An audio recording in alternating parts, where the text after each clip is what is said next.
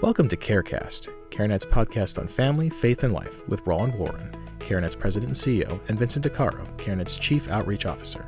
CareCast and more pro-abundant life commentary from CareNet can be found at care-net.org, where you can watch videos, download ebooks, and subscribe to the Abundant Life blog. Now let's listen in on what Roland and Vince have for us this week on CareCast. All right, Roland. Well, thank you for joining me for another episode of CareCast. As if I had a choice. Right. That's right. Drag me from my office. When it gets put on your calendar, you have no choice. No, folks, love being here. Love being with Vince. Yeah. In my defense, though, I'm not actually the person who puts it on your calendar, technically. That's done by, others. We have others who do that. Yeah, right, exactly. We have other people who do that. You have a team of people. I think it takes like 5 people. Just to add an item to your calendar. I think so. I think so, yeah. Yeah. It's a fail-safe kind of a system because we have the people that check, the checkers. Right. No. I get it. This is complex stuff. It is complex. Look at the issues we're dealing with. And they say you're not high maintenance. No, not at all. I mean, compared to, I don't know, Paris Hilton. Right, that's right. Who's she? Low drama. I know, that's a blast from the past. Isn't that something? You don't really hear much about her anymore. No, you don't. Yeah. And you probably, well, I guess you shouldn't. I know, right? I'm but sure we brought her up. I'm sure our listeners will have a perspective. Our one Paris Hilton fan. Right, we have those, yes. Yeah, I think. It's going to reach out. Thank you so much. I've been waiting. For that reference. The CareCast podcast, that's what we do. Because we're inclusive. Across the whole spectrum of entertainment, across decades. Yeah. I mean, it's well, I'm very comfortable talking about pop culture from like the 70s and 80s. That's my thing. That's where you live. Yeah. Right. Yeah. So, I'll try to work one of those in here as we go through. But cool. this is great. We're actually, as you know, Roland, wrapping up a series. Yes. So we are in the midst. I know. What are we going to do when this series is over? I know. We'll be completely out of ideas. I know. Actually, you've given me a list of many ideas that we have. I actually have a. You mean of things we can do here, or just in general? Things that we can do in this podcast. Because I think I told you need to cut your lawn and some other stuff. That's right.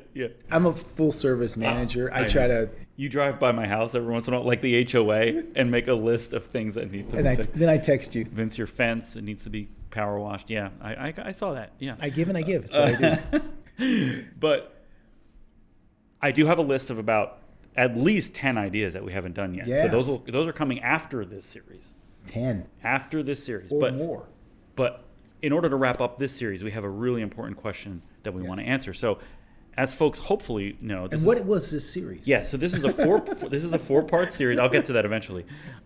This is a 4-part series on the questions, the biggest questions we get about the pro-abundant life movement. Yes. And that whole perspective, that philosophy that drives our work here at CareNet. And so the very first question we answered was, and let me flip my pages here real quick.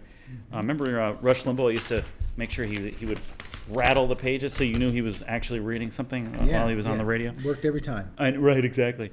He did that for decades. Amazing. Anyway, so imagine if we had to be on the air every day. That'd be wild. Wow. Yeah, we'd run out of things to talk about after the first 3 days. Yeah, that's true. Yeah. So. Yeah, we might be rich. Right. Yes. Yeah. There's trade-offs. There's trade-offs. Yeah. So, the very first question that we answered was about the pro-abundant life movement. Doesn't the emphasis on other issues distract from the goal of saving unborn lives? Right. And so we define what those other issues are that people tend to focus on, in terms of what we're talking about, right? The need to build strong families, to emphasize responsible fatherhood, healthy marriages, and to also make disciples for Jesus Christ, right? Exactly. So those are the kind of the things that round out a pro-abundant life approach to this work that obviously includes saving babies. Right. And folks have asked, isn't the emphasis on those other issues distracting from the goal of saving babies? So we covered that in part 1. And the answer is no. Right. So it doesn't check distract. out part 1. Right. Yes. Yeah. And so that's the conclusion we reached for hopefully that folks find convincing. The second question, the second part, was aren't all of these added issues the work of the church and not of the pro-life movement? That's right. And so we kind of gave it like it was a yes and no. Yeah. Right. And you got to watch. Right. To find out. Yes. And so essentially, in short, if you frame the pro-life movement as something that exists outside of the church, then yes, those things are the work of the church. But the pro-abundant life movement is a movement that actually needs to be led by the church. Yes. And so therefore those things actually are the work of the church, and therefore are the work of the pro-life movement. Absolutely. Right? So these things like building families, making disciples, Yes. which of course we also emphasize in both parts 1 and 2, that actually is actually how you do save babies. Yes. And you also, of course, accomplish those other things as well. And then the third question we answered was, doesn't this create an unattainable workload that will tire out the people working in the pro-life movement? That's right. And Yeah. we knocked that one out of the park. I hope Boom. so. I think mean, so. Unless Yeah. you play for the Mets. Then Right. Actually, They haven't knocked anything out of the park, other than their fans, who don't show up anymore. knock one of your fans out at the park. I mean, that's a whole different. There was a brawl, but that was actually, I think, at a Yankees It's game. kind of a So, New York thing, yeah, though. Yeah. It is. Brawls in the stands, absolutely. Yeah. As a New Yorker, you know that well. Yeah. Yeah, I sometimes- try to avoid those, but Yeah. Yeah. In the stands. At least. Yeah. right. And it's interesting though, going back to what we're here to talk about. Yeah, we'll eventually get to that. Yeah. To the Mets. You mean? Yeah, Okay. right, yeah. But all of this is kind of connected back to that central question.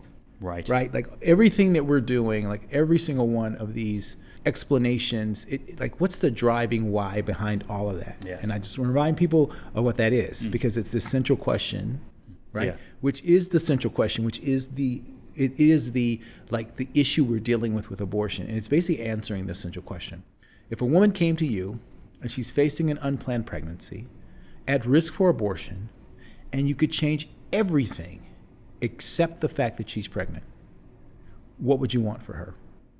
Right. And better still, what do you think that God would want you to want for her? Right. Absolutely. And the pro-abundant life approach actually addresses that. Right, Because here's what we know. Overturning Roe actually doesn't answer that question, because what you really should want for her is not just that she has the baby. You want that, check, but you want the father to be involved too, right? Because you don't want to have a situation where she's going out as a single mother. We know the issues related to that around the abortion issue and all the other and repeat intractable clients social and- need, all that. So want the guy involved, but we don't want him to be a baby dad who brings diapers or something like that, right? We can change everything. Right? So we want him to be involved. Ideally, we want him to be a husband to her and a father to the child growing inside of her, check, okay? Anything else? Well, we're Christians, right? And so we want her to be connected to him, and him to be connected to her, and for them to be connected to God. In other words, to be disciple makers, right? Who live and love like Jesus. Like we want that child to be raised in the fear and admonition of the Lord. But that's it. And then we want them to be connected to a local church. Right? So that's what you'd want. If you could change everything except that, that's what you should want, right? Because it's basically linking God's design for family to God's call to discipleship. Right. And to So put it's the sanctity of life and the sanctity of the family as God designed it. Exactly. And to put a fine point on it, as we've kind of said off in Isaiah 7:14, it says, look, a virgin would conceive and bear a child. Okay, so God locked himself in with his word, and now he comes to Mary, and he's like, okay. He's asked the central question. He answers it. I can change everything for her except the fact that she's pregnant. And what does he do? He gets Joseph to be a husband to her, a father to the child growing inside of her, right? In other words, he creates a disciple-making family. That's right. And that's what we should want as Christians, because that's the Great Commandment and the Great Commission. That's right. Out the Great Commandment to fulfill the Great Commission. And so the pro-abundant life perspective doesn't delink those things. That's right. So again, overturning Roe doesn't answer the essential question. It gives you that answer that you see in the first chapter, the first book of the New Testament, and the last chapter, the first book of the New Testament. God's design for family, God's call to discipleship.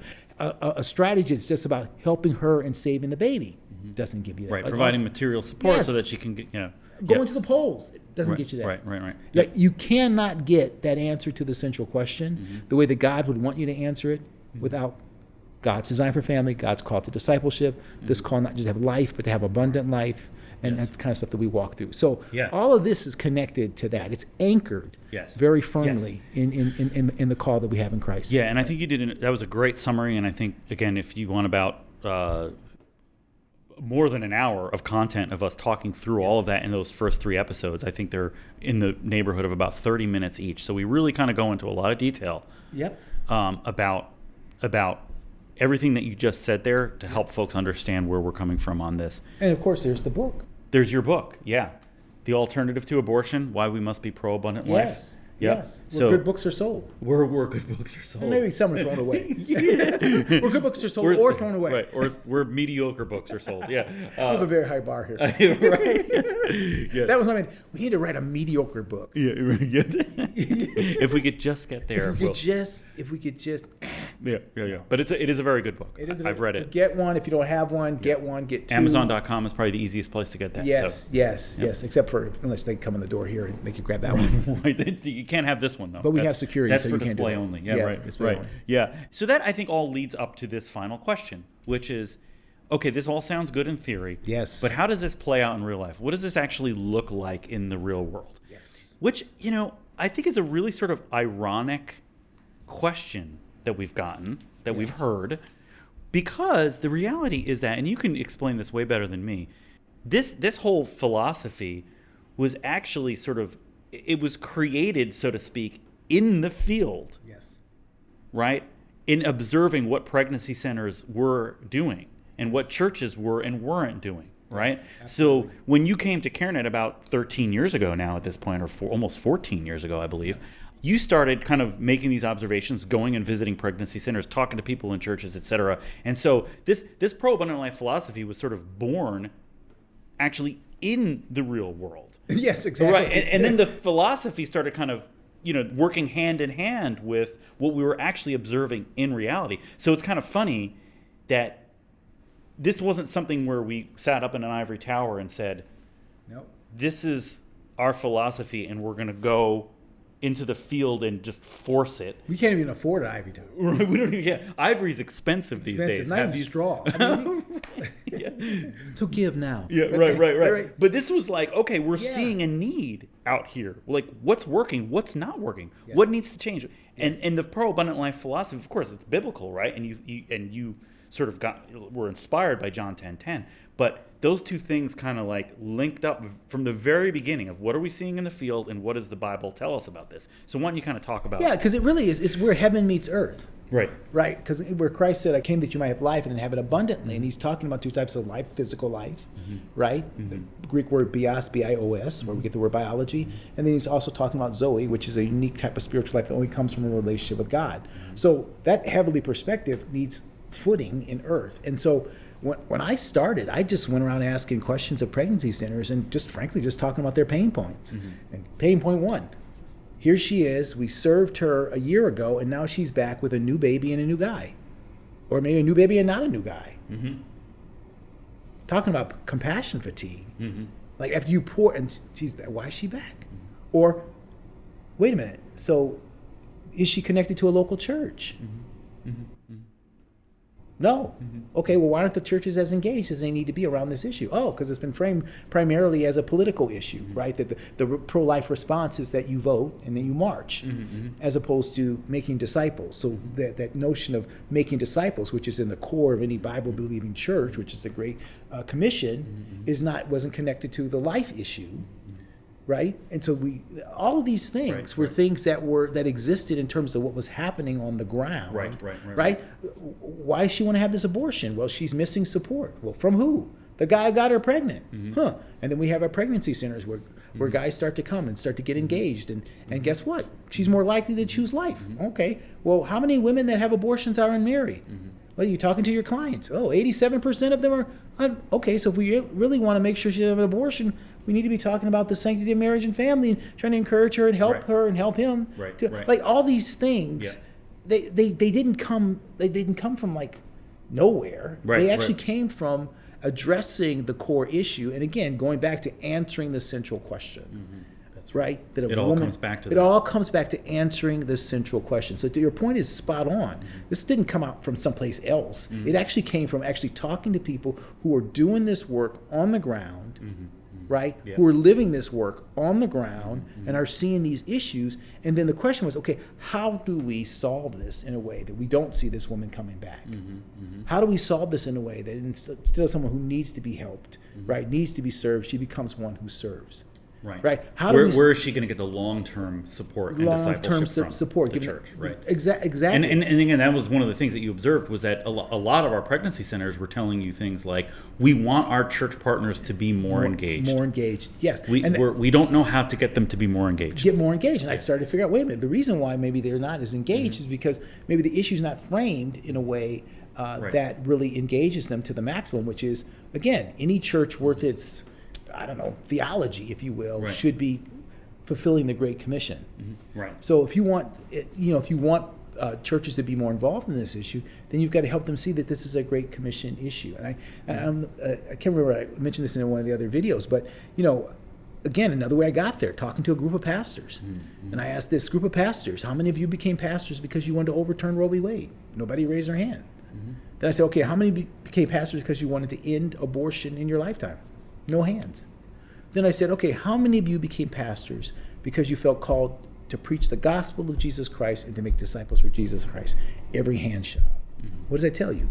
That if a pastor doesn't see the life issue connected to that, then it's something that they care about, like backpacks for school kids. Not a bad thing. Right. But it's not the core mission of the church. So what the Pro-Abundant Life perspective does is it links all of that together, right? It links God's design for family, God's call to discipleship, answering all these questions. And frankly, that's what helps those who are doing this work on the ground at pregnancy centers get the support that they need, keep encouraged, because they are now, instead of just, again, trying to save babies, as God-honoring it is, they're trying to save babies now and for eternity, right? So it helps this issue be about those not yet born and those not yet born again, which is really what Christianity is about. And that's the reason why pastors, when they understand that perspective, it's not like backpacks for school kids. This is actually the call and the mission that they have as a pastor. That's right. And it links there. That's right. Yeah. No, that's really good. So as you know, Roland, we've created a couple really great videos that can say a lot more about this than you and I can in this room. And so one of those is a documentary that we made for our 50th anniversary that we released last year. So CareNet was founded in 1975, so we celebrated our 50th anniversary in 2025. And so we kind of took a little bit of a walk down memory lane and a retrospective in that video, but also showed like what does this work look like now on the ground? What does it mean for a pro-abundant life ministry to sort of be operating in this environment? And I think there's one part of that video in particular that's just really compelling, which is the work that's happening in Holland, Michigan, where they've just built an amazing network of church partners that are working with the network of pregnancy centers that are there in that part of the state, and working on all kinds of things like discipleship programs, fatherhood programs, family strengthening, and of course, saving babies from abortion, of course, right? And all that stuff working hand in hand. So we're going to, as Warner Wolf, one of my favorite sportscasters, used to say, let's go to the videotape. Yes. So we're going to go to the videotape so you can kind of see what that looks like, what Pro-Abundant Life Ministry looks like in Holland, Michigan. Pregnancy Center Ministry is the life preserver that's tossed out to people. But we need to get them to the mothership. We need to get them to the church. It's in the church where people are discipled, where lives are transformed. I would love to see the future of this movement be more unification between the body of Christ and pregnancy center workers. And I trust God will do that.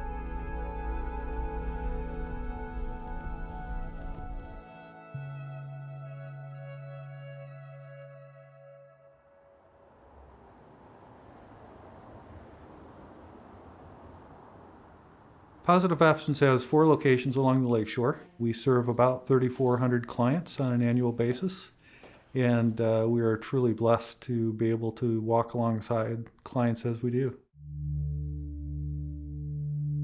I think in the beginning, our desire to partner with churches had to do with some perspective shifts from traditional pregnancy center ministry, which is that this work of upholding life and building and strengthening family and raising up children in a biblical life ethic really belongs to the church. More than half of the customers that go to Planned Parenthood are our own people. They're Christians. And there's got to be something wrong. There's something we're not doing right. If we're the biggest customer, we're missing something in the gospel, and we needed a heart change. What is it like for the young girl who finds out she's pregnant? What is that like? We had no clue. I think we thought we did, but our message was not what she needed. She didn't need to hear abortion's bad and people who have abortions are bad. She needed to hear we're here to help you and walk alongside of you and to help you make good choices. We needed a way to, how do we get pro-life teams started and started on the right track? And what CareNet provided through Positive Options was just what we needed. It really was about that time that Making Life Disciples came out from CareNet, and we were so thankful because it really was this comprehensive look at how to be an effective, compassionate first responder to unplanned pregnancy. And so we were able to take that material and that content and use it as really our foundational building block from which we eclectically added in what would be an ongoing holistic conversation about what it means to be life affirming.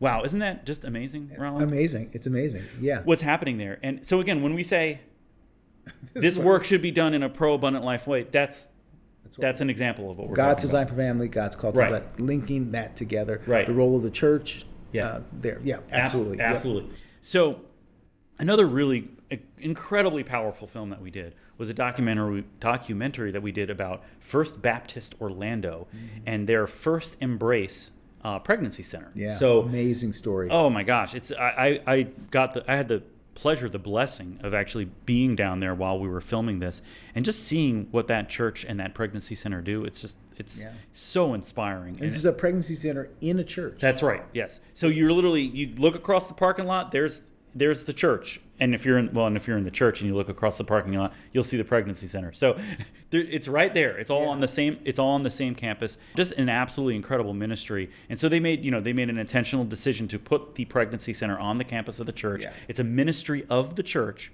and what they're doing there. And it's a disciple-making ministry. It's a disciple-making ministry. And a family-making ministry. Absolutely. That's what you see. It's just Yeah. amazing. So there's this incredible sort of pipeline in a sense of families who are sort of out in the community, many of whom are not church-going families, but they hear about this pregnancy center that's linked to this church, but they hear about this amazing pregnancy center that can help them in their unplanned pregnancy. Yeah. They come to the pregnancy center, they get served, and obviously over time, what ends up happening is that so many of these families will have the baby.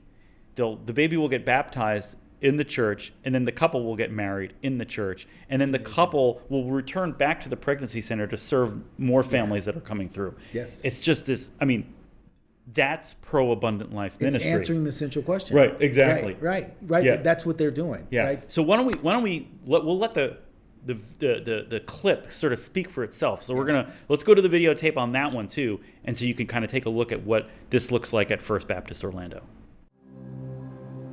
Early on in the pregnancy center, we started a Bible study. The ladies, if they came, they would get points toward supplies in the boutique. As time went by, we realized that we could bring in more and more people who are coming here that aren't going to the church, and then we have a method to connect them with the church. We weren't thinking too much about the connection, but God was. He just finally put it into our minds to start building that bridge to the church. We want to do more than offer a pregnancy test and the ultrasound. That's why the Pregnancy Center is a ministry from First Baptist Orlando.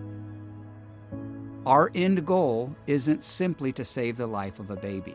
That is important, but that's not the end goal. The end goal is to introduce this baby and the baby's family to Jesus Christ.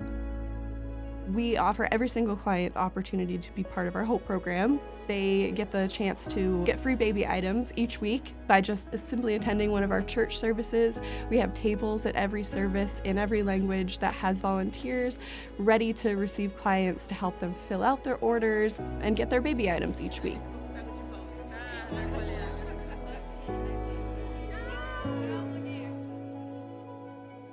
If we can get our clients who are coming in the midst of a terrible or frightening or uncertain situation, if we can expose them to the environment that exist here on Sundays with believers, and the enthusiasm and the warmth and the family kind of environment that's here, most of them have never experienced that. And it is contagious. They want to be a part of it. And so we try to create simple conduits to say, how do we get them from the pregnancy center to a Sunday experience where they can experience what the rest of us get to experience every week? And when they do, oftentimes they begin to say, I want more. Teal tears. Teal tears. That's right.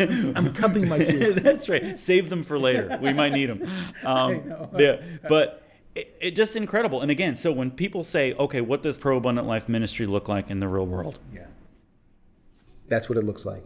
Now Just think about stringing that together, right, across this nation.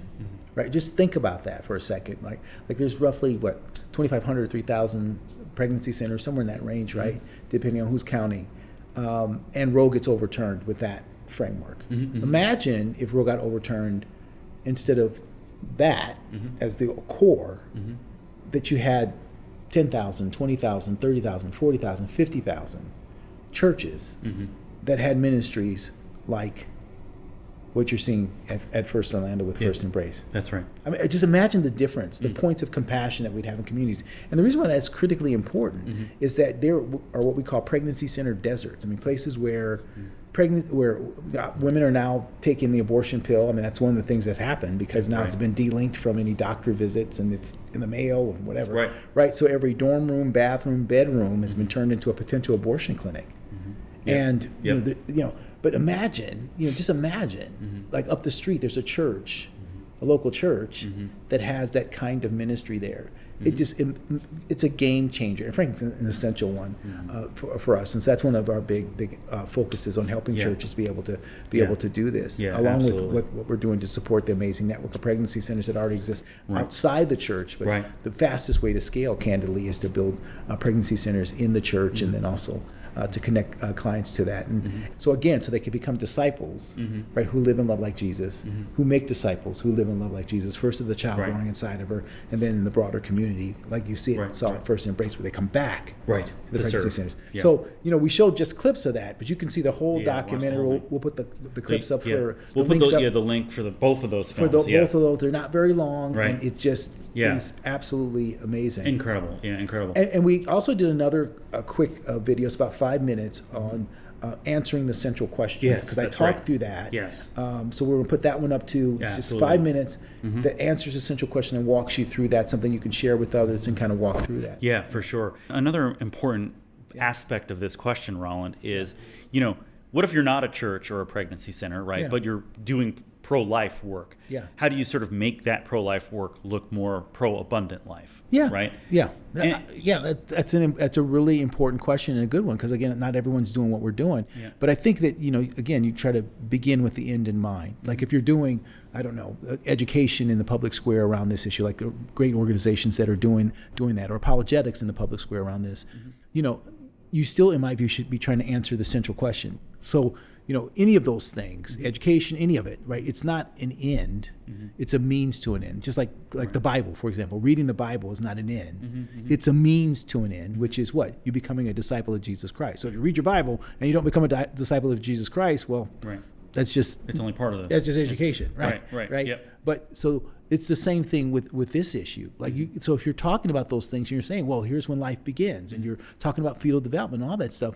Well, why are you trying to do that? Well, you should be trying to do that, in my view, to answer the central question, because you want folks to move from an understanding of that, right, to the point of, yes, I need to help this woman bring the child into the world by understanding fetal development, to what end? That she might become a disciple of Jesus Christ, and the child becomes a disciple of Jesus Christ. In other words, you don't leave them there, because just like if I understand fetal development, right, that doesn't change everything in terms of what's happening on the ground. It's important, but it's not the fullness of what needs to happen here. And so one of the things we try to do always is talk about what's the destination, like where are we trying to lead to, and that's why answering the central question again. A woman facing an unplanned pregnancy could change everything except the fact she's pregnant. What would you want for her. Right. Now, if you need to use education, apologetics, Right. material So in other words, support, if your program Yeah. is education or talking about this issue in a compelling Yeah. way, then you can make that program more aligned with a pro-abundant life vision by rhetorically supporting all of these different notions that answer the central question. Of course, because everybody should be trying to answer. Like, I don't care what aspect of, quote, the movement you're in. The reality is, I think that we're challenged by the Word of God, by Isaiah 7:14, by what you see in Scripture. God's design for family, God's call to discipleship, living out the Great Commandment to fulfill the Great Commission. Like we're all going to the same place, right? Which is answering that central question. We are called as Christians to make disciples. And we don't set that perspective on the side because of some other things we're doing. That's the destination. That's to what end. Yeah, right. That's to what end. Right, and you know, to put a finer point on that, you know, wherever you see Jesus in ministry, right? So let's say the woman with the issue of blood. So let's say that's healthcare, right? She has an issue of blood, right? So she touches the fringe, she's healed. Why did Jesus stop? He didn't have to. Like that was his program. So let's say his program was healthcare, right? Why did he stop? He didn't have to. She got her healing. Why? Because he was always about answering the central question, making disciples for Jesus Christ. So he stopped to restore her physically, emotionally, spiritually, and socially. You see? So even though he had a healthcare response initially, his healthcare was to what end? Was that she might become a disciple of Jesus Christ. So I think that same thing, that same perspective exists no matter legislative advocacy, any et cetera. Yes. Yes. So why do you want to pass the laws? Right. So that we have the laws. Well, right. We're talking about saving those like not yet born and not yet born again, now and for eternity. That's the Christian perspective, right? So yeah, I want to pass laws and just laws. Got that. But our destination, right, is another kingdom as a Christian in terms of we doing that. And the laws are not the end, they're a means to an end. Right. And as Christians, that end is making disciples for Jesus Christ. Why? Because that was his end when he left. Last thing he said, go forth, right, and make disciples, baptizing in the name of the Father, Son, and the Holy Spirit, and teach them to obey all that I taught. That's the last thing he said, right? So that's our So that's our destination. Yeah. That's the answer to the central question. Right. And anything else that we're doing as Christians should lead there. Now, if you're a social services organization or a secular person, no, that's not where you're heading at all, right? So it's okay, I saved this person's life for now. But if you're a Christian, it's about saving their life now and for eternity, physical life and spiritual life, bios and zoe. And wherever you sit in this, I think that's the way that's appropriate to frame it. And us, those of us in the pro-life movement, are sort of just at the, we have that perfect opportunity to do all of those things. Yes. Right? There's no greater opportunity to work on all of those issues, right? Yes. At that point when a woman is experiencing an unplanned pregnancy and she's not sure what to do. And I really believe that's why our mission field. That's why God is sending them to us, as opposed to some health service or some other thing, which is in a community, which is a great thing. It's focused on physical life, bios. Don't get me wrong. I'm not criticizing that, but I think the reason He's sending them to us is to what end? That we can make disciples, we can meet them at their point of need, like the woman with the issue of blood. Abortion's an issue of blood. It's a bloody thing. All of this, birth is an issue of blood. To what end? So that woman who's facing this issue of blood would what? Just get the physical aspects of her life met? No. So she might become a disciple of Jesus Christ. That's why He stopped.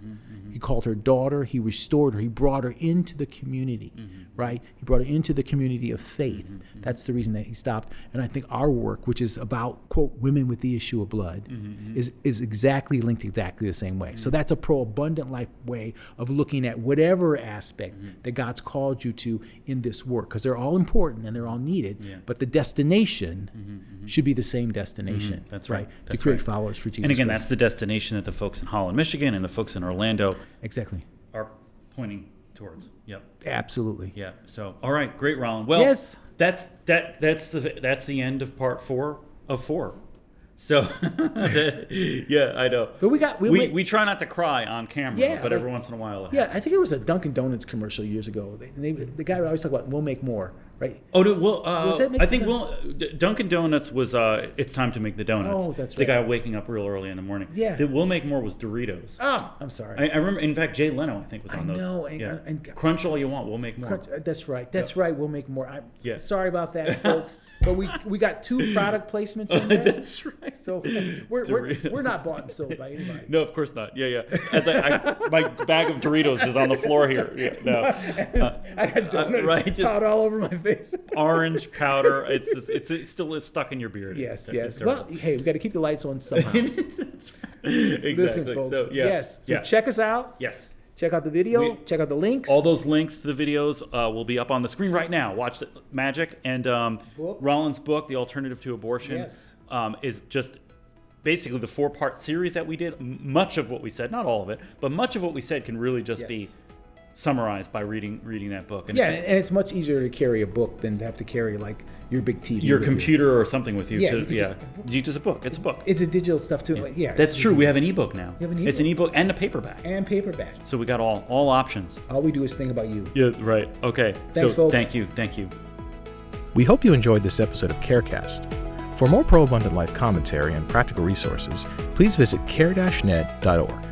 There you can subscribe to the Abundant Life blog, giving you access to videos, ebooks, podcasts, and other resources to help turn your pro-life passion into pro-abundant life action. Until next time, we pray that God blesses you and yours daily.